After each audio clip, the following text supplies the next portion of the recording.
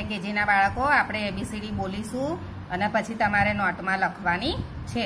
ચલો બોલો. A for apple, B for ball, C for cat, D for dog, E for elephant, F for fish, G for gun, H for horse, I for ice cream, J for jug, K for kite, L for lion, M for monkey, N for nest, O for orange, P for parrot, Q for queen, R for red, S for sun, T for top, U for umbrella, V for violin, W for watch, X for Christmas tree, Y for yak, Z for zebra. બરાબર, ABCD બોલ્યા.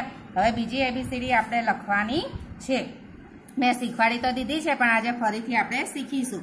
જો A for apple, પછી B for ball, C for cat, D for dog, E for elephant, F for fish. આવી રીતે.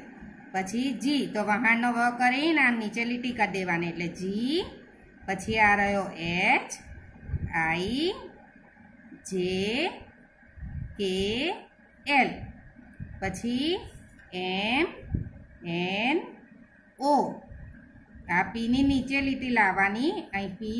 આ Q માં એવું કરવાનું, નીચે લીટી લાવવાની Q, R. પછી S. T માં આમ સીધી લીટી કરો વાળો અને આમ આડી લીટી T. પછી U, V, W, X, Y, Z. બરાબર. આ થઈ આપણી બીજી એબીસીડી. બધાએ નોટમાં બે વાર પહેલી એબીસીડી અને બીજી એબીસીડી લખવાની છે. હવે જ નંબર 30 આપણે લખાઈ તો દીધું છે પણ તો તમે આજે ફરીથી જોઈ લેજો કે H ફોર પહેલી એબીસીડીનો H 3 લીટીમાં લખવાનો છે.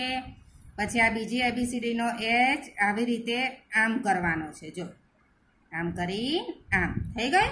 આ જો પહેલી એબીસીડીનો H છે એ જો આ લાલ લીટી, આ બે વાદળી એટલે 3 લીટીમાં લખવાનો આવી રીતે. જો આમ કરી આમ થઈ ગઈ.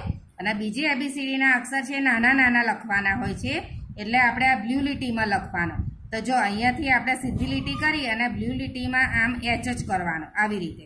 જો આમ કરી આમ થઈ ગયું. પછી આમાં તમારે રંગ છે આ ચિત્રમાં. બરાબર કે જો શું છે ઈ આપ્યો છે ત્યાં ઓરેન્જ રંગ પૂરવાનો એટલે કેસરી રંગ પૂરવાનો. પછી F આપ્યો છે ત્યાં બ્રાઉન રંગ એટલે આવો ચીકણી રંગ. પછી G આપેલો હોય આવો G છે ત્યાં કેવો ગ્રીન એટલે લીલો રંગ પૂરવાનો.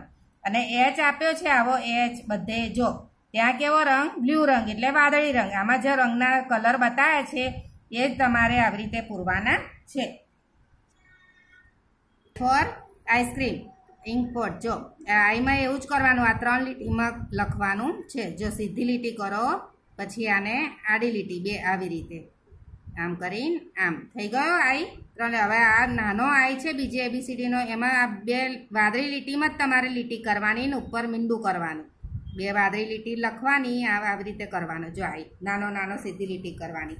પછી આ છે તમારે હોમવર્કમાં આટલું તમારે ઇંગ્લિશમાં પૂરવાનું છે.